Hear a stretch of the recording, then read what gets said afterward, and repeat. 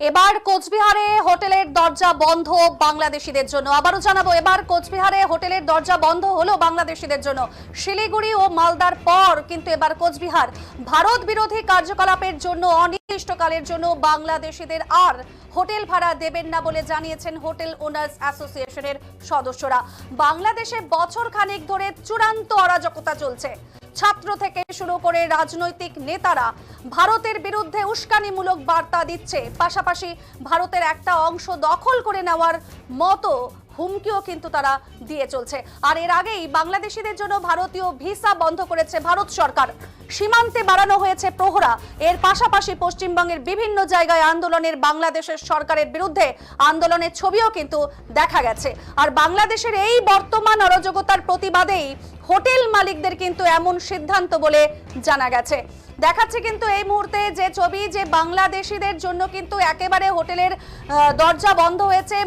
মালদার পরে শিলিগুড়ির পর ঠিক একই রাস্তায় হেঁটেছে কোচবিহার, এবং আগেই বাংলাদেশিদের জন্য কিন্তু ভারতীয় ভিসা বন্ধ করে দেওয়া হয়েছে। যেরকম আপনাদের জানাচ্ছে এই মুহূর্তে যে বাংলাদেশ যে বছর খানেক ধরে যে চূড়ান্ত অরাজকতা চালাচ্ছে, ছাত্র থেকে শুরু করে রাজনৈতিক নেতারা ভারতের বিরুদ্ধে সবসময় উস্কানিমূলক যে বার্তা, পাশাপাশি ভারতের একটা অংশ দখল করে নেওয়ার মতো কিন্তু তারা হুমকি দিয়ে চলছে। আর এর আগেই বাংলাদেশিদের জন্য যে ভারতীয় ভিসা বন্ধ করেছে ভারত সরকার, সীমান্তে বাড়ানো হয়েছে প্রহরা।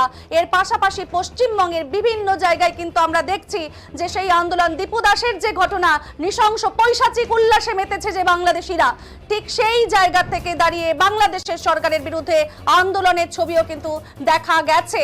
আর বাংলাদেশের এই বর্তমান অরাজকতায় প্রতিবাদেই হোটেল মালিকদের কিন্তু এমন সিদ্ধান্ত যে তারা কিছুতেই আর বাংলাদেশিদেরকে হোটেল ভাড়া দেবে না।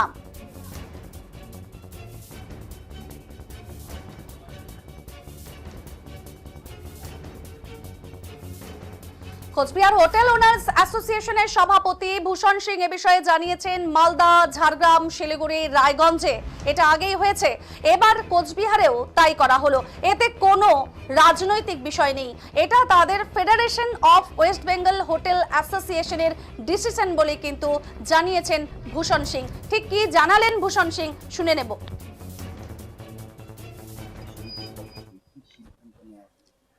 হোটেল মালিক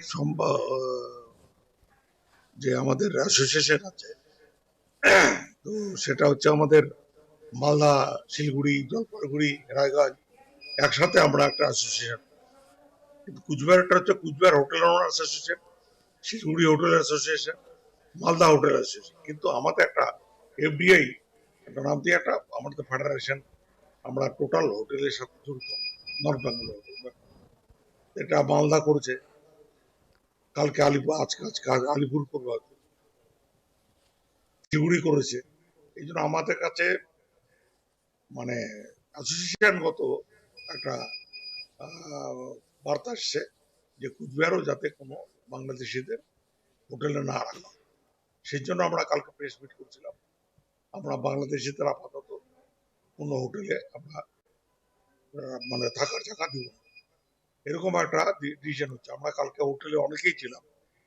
এটা আপাতত যতক্ষণ আমাদের আবার দ্বিতীয় ভাবে আমাদের ফেডারেশন অফ হোটেল অ্যাসোসিয়েশন তাদের যে বার্তা যদি আবার আসে, তাহলে আমরা সেইভাবে আবার বলা হয় যে না আজকে থেকে রাখা যাবে, সেই ব্যবস্থা করবো। কিন্তু আপাতত আমাদের বাংলাদেশিদের কাউকে আমরা কোনো হোটেলে থাকার জায়গা দিব না।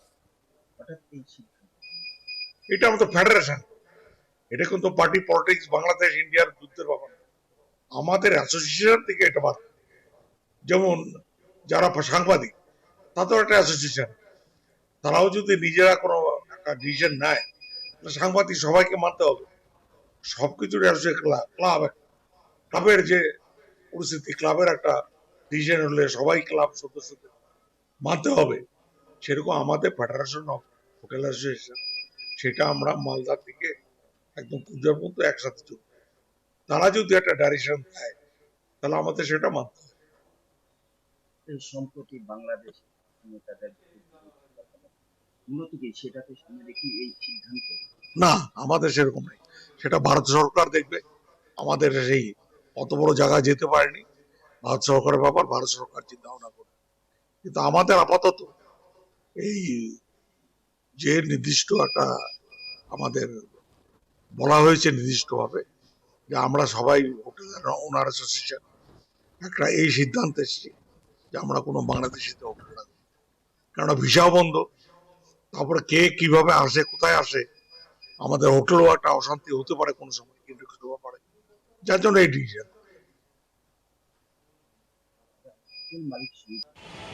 এই বিষয়ে হোটেল ব্যবসায়ী সুরজ কুমার ঘোষ জানিয়েছেন, ফেডারেশন এই সিদ্ধান্ত নিয়েছে। কোচবিহার হোটেল ওনার্স অ্যাসোসিয়েশন এই সিদ্ধান্ত সমর্থন জানিয়েছে। তারাও এই সিদ্ধান্তকেই সমর্থন জানিয়েছেন বলে দাবি করেছেন সুরজ কুমার ঘোষ। পক্ষ থেকে একটা সিদ্ধান্ত নেওয়া হয়েছে, আপনিও একজন হোটেল ব্যবসায়ী, কি বলবেন? বর্তমান যে পরিস্থিতি, সেই পরিস্থিতির উপরে দাঁড়িয়ে federation of hotel West Bengal, আমাদের যেটা মাদার অর্গানাইজেশন হোটেলিয়ার্সদের, হোটেল ব্যবসায়ীদের, তারা একটা সিদ্ধান্ত নিয়েছে যে বাংলাদেশ থেকে আগত নাগরিকদের আপাতত কুচবিহারের কোনো হোটেল ব্যবসায়ীরা কোনো অকুপেন্সি জায়গা দেবে না।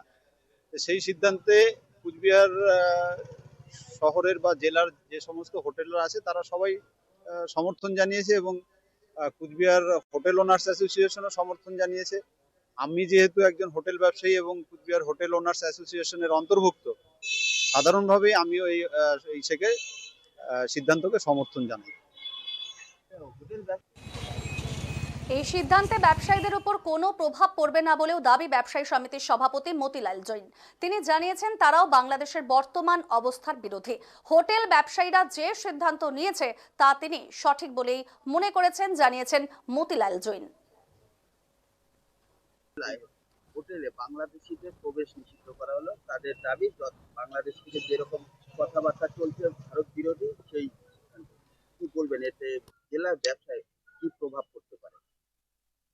বাংলাদেশে বর্তমানে যে অরাজক পরিস্থিতি চলছে, সেই অরাজক পরিস্থিতির আমরা কুচবিহার ব্যবসায়ী সমিতিও ঘোর বিরোধী। হ্যাঁ, এই পরিস্থিতির জন্য দু দেশের মধ্যে সম্পর্কও বাজে হচ্ছে, দু দেশের জনগণের ভিতরেও একটা যে মৈত্রী ছিল সেই মৈত্রীর মধ্যে একটা ফাটল ধরেছে, এবং যে সিদ্ধান্ত সারা পশ্চিমবাংলার হোটেল ব্যবসায়ী নিয়েছে তাকে কুচবিহার জেলা ব্যবসায়ী সমিতি স্বাগত জানায়। সেটা তাদের নিজস্ব আভ্যন্তরীণ ব্যাপার, আমাদের বলার কিছু নেই সেই ব্যাপারে। তারা যে সিদ্ধান্ত নিয়েছে সঠিক সিদ্ধান্ত নিয়েছে। জেলার ব্যবসায় কি এর কোনো প্রভাব পড়বে? না, আমার মনে হয় না এতে কোনো প্রভাব পড়বে জেলা ব্যবসায়ী সমিতি। কোচবিহার জেলায় হোটেলে বাংলাদেশিদের প্রবেশ নিষিদ্ধ করা হলো, তাদের দাবি বাংলাদেশ থেকে যেরকম কথাবার্তা চলছে ভারত বিরোধী, সেই সিদ্ধান্ত কি বলবেন, এতে জেলার ব্যবসায় কি প্রভাব পড়তে পারে? বাংলাদেশে বর্তমানে যে অরাজক পরিস্থিতি চলছে, সেই অরাজক পরিস্থিতির আমরা কুচবিহার ব্যবসায়ী সমিতিও ঘোর বিরোধী। হ্যাঁ, এই পরিস্থিতির জন্য দু দেশের মধ্যে সম্পর্কও বাজে হচ্ছে, দু দেশের জনগণের ভিতরেও একটা যে মৈত্রী ছিল সেই মৈত্রীর মধ্যে একটা ফাটল ধরেছে, এবং যে সিদ্ধান্ত সারা পশ্চিমবাংলার হোটেল ব্যবসায়ী নিয়েছে তাকে কুচবিহার জেলা ব্যবসায়ী সমিতি স্বাগত জানায়। সেটা তাদের নিজস্ব আভ্যন্তরীণ ব্যাপার, আমাদের বলার কিছু নেই সেই ব্যাপারে। তারা যে সিদ্ধান্ত নিয়েছে সঠিক সিদ্ধান্ত নিয়েছে। জেলার ব্যবসায় কি এর কোনো প্রভাব পড়বে? না, আমার মনে হয় না এতে কোনো প্রভাব পড়বে জেলা ব্যবসায়ী সমিতি। কোচবিহার